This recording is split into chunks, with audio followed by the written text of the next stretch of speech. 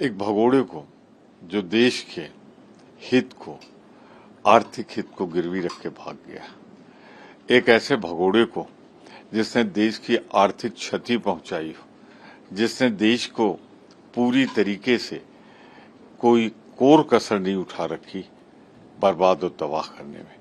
नेता प्रतिपक्ष के रूप में राहुल गांधी नहीं, हम सब ऐसे भगोड़े को पूरी ताकत से आलोचना करेंगे। हम डरने वाले नहीं हैं।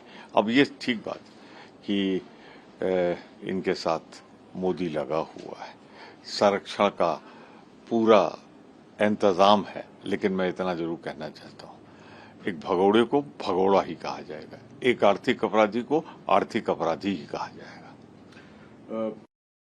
इमरजेंसी की जैसे कुछ, तो प्रधानमंत्री भी नहीं रहेंगे एक साथ। मैं सिर्फ एक चीज कहना चाहूंगा, अगर राहुल जी ने जो कहा है, क्या वो दिख नहीं रहा?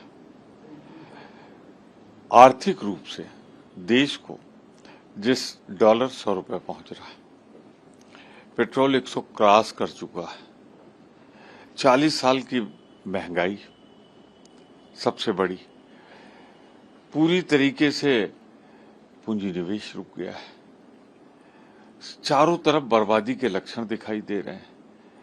मोदी जी अपील कर रहे हैं कि कम खर्ची की जाए। ये अलग बात है कि 5-5 जगहों पे देशों की यात्रा खुद 8,500 के विमान से करते हैं, तो सुधार की कोई गुंजाइश नहीं दिख रही है, गिरावट ही होती जा रही है।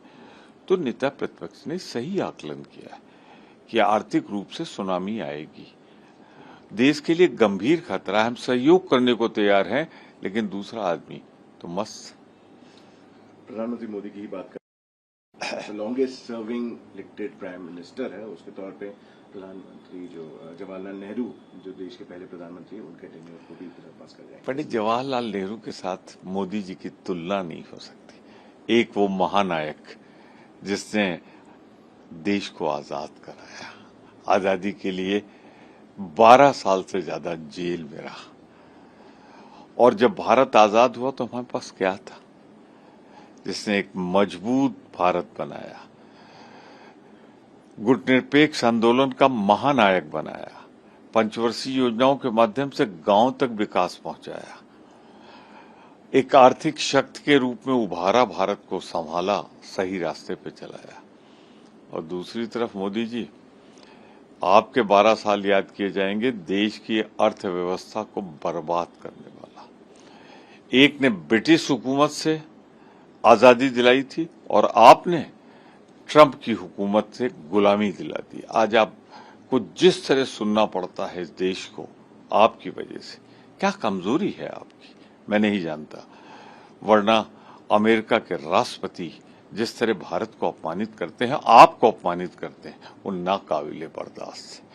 तो एक तरफ ब्रिटिश हुकूमत से आजादी के महानायक के रूप में नेहरू को लोग याद करेंगे, और एक आजाद विदेश नीति को गुलाम बनाने के लिए, आर्थिक रूप से गुलाम बनाने के लिए मोदी जी ट्रंप के सामने आप याद किए जाएंगे। प्रश्न मेरा रहेगा, 21 लोगों की मौत हुई और अब तादाद बढ़ती भी जा रही है, और 2 बिल्डिंग के जो ओनर है उनको अरेस्ट कर दिया गया, मगर इतनी बड़ी घटना हुई।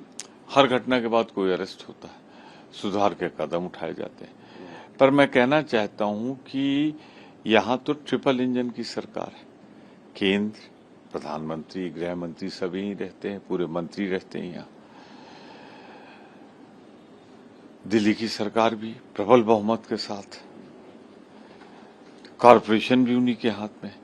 जब स्वीकृत 5 कमरे की जगह 25 कमरे का जीएसटी वसूल रहे थे, तो कोई तहखाने में तो नहीं चल रहा था, कई मंजिला भवन में चल रहा था, तो सिस्टम देख नहीं रहा था, पुलिस देख नहीं रही थी, वसूली करने वाले देख नहीं रहे थे, फायर वाले देख नहीं रहे थे। तो मैं तो मानता हूं ये दुर्घटना नहीं, हत्या है। विज्ञापन के साथ मैक्स हॉस्पिटल के सामने चलाया जा रहा था, क्या तब नहीं देखा गया था कि एक ही एंट्री एक ही एग्जिट? इसीलिए मैं कहता हूं ये दुर्घटना नहीं, हत्या है, और इसके जिम्मेदार ये ट्रिपल इंजन की सरकार भी हुई।